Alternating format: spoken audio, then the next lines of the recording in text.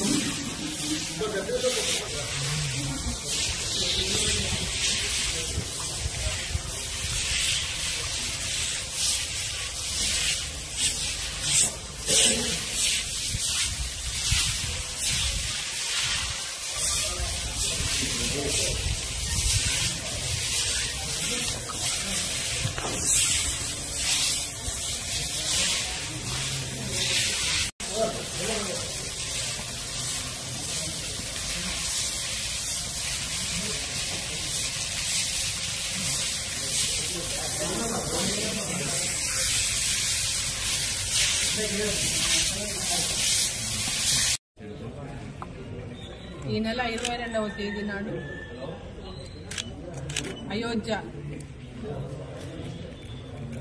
అయోధ్యలో నిర్మాణమవుతున్నటువంటి రామ మందిరంలో శ్రీరాముల వారి ప్రతిష్ట జరగబోతున్నటువంటి విషయం మనకందరికీ కూడా, ఈ భారతీయులమైన ప్రతి ఒక్కరికి తెలిసే విషయం. మన ప్రధాని నరేంద్ర మోదీ గారు ఇవాళ దేశ వ్యాప్తంగా ఉన్నటువంటి దేవాలయాల్లో, పుణ్యక్షేత్రాలు, దేవాలయాలు, ప్రతి మారుమూల గ్రామాల్లో ఉన్నటువంటి దేవాలయాల్లో కూడా ఇవాళ ప్రతి ఊళ్ళో ఈ దేవాలయాలను శుభ్రపరచుకొని, దేవాలయ పరిసరాలను శుభ్రపరచుకొని, పవిత్రమైనటువంటి దేవాలయాల్లో పూజలు నిర్వహించి, మరి అయోధ్యలో జరుగుతున్నటువంటి రామ మందిరంలో 22వ తేదీ నాడు జరుగుతున్నటువంటి ప్రాణ ప్రతిష్టలో మనమందరం కూడా భాగస్వాములమై ఆయా గ్రామాల్లో, ఆయా దేవాలయాల్లో పెద్ద ఎత్తున పూజలు నిర్వహించుకుంటూ చాలా రోజుల నుంచి, ముఖ్యంగా మనం అయోధ్య శ్రీరాముల వారి దేవాలయంలో పూజించినటువంటి అక్షంతలని దేశవ్యాప్తంగా ఉన్నటువంటి ప్రతి గ్రామంలో, ప్రతి ఇంటికి కూడా అక్షంతలు అందజేస్తా ఉన్నారు. అయోధ్య రామ మందిరం నుంచి ప్రతి ఒక్క గ్రామానికి ఈరోజు అక్షంతలు అందజేసేటువంటి కార్యక్రమం ప్రతి ఇంటికి కూడా జరుగుతూ ఉంది, వాళ్ళు అందిస్తా ఉన్నారు. దాంట్లో భాగంగానే ఇవాళ ప్రతి గ్రామంలో, దేవాలయాల్లో కూడా పెద్ద ఎత్తున పూజలు నిర్వహిస్తా ఉన్నారు. పెద్ద ఎత్తున ఆలయాల శుభ్రం చేయడానికి కార్యం 14వ తేదీన ప్రారంభమైంది. మరి ఈరోజు దేశవ్యాప్తంగా ఉన్నటువంటి దేవాలయాలని శుభ్రపరచాలని, పరిసరాలు శుభ్రపరచాలని ప్రధానమంత్రి నరేంద్ర మోదీ గారు ఇచ్చినటువంటి పిలుపు మేరకు గతంలో ఎన్నడూ జరగనటువంటి విధంగా ఈరోజు ప్రతి ఒక్కరు కూడా దేవాలయ పరిసరాలను శుభ్రం చేసుకుంటూ, అతిపాత దేవాలయాలను కూడా కేవలం ఆ గుడిలో పూజ మాత్రమే జరుగుతున్నది, అటువంటి దేవాలయాలను శుభ్రపరచుకొని ఒక గొప్ప కళను ప్రతి దేవాలయానికి వాళ్ళు అందిస్తా ఉన్నారు. ప్రజలందరూ కూడా దేవాలయాల్లో పూజలలో పాల్గొంటూ ఆ దేవాలయాల కళను తీసుకొస్తా ఉన్నారు.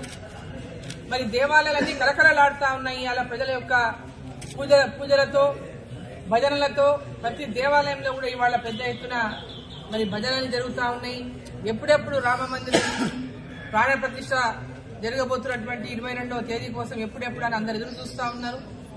మరి ఈరోజు ఇక్కడ కూడా మక్తల్ నియోజకవర్గంలో మరి మల్లికార్జున స్వామి దేవాలయం ఈరోజు మక్తల్ పట్టణంలో ఉన్నటువంటి దేవాలయంలో మరి ఇది పురాతనమైనటువంటి దేవాలయం.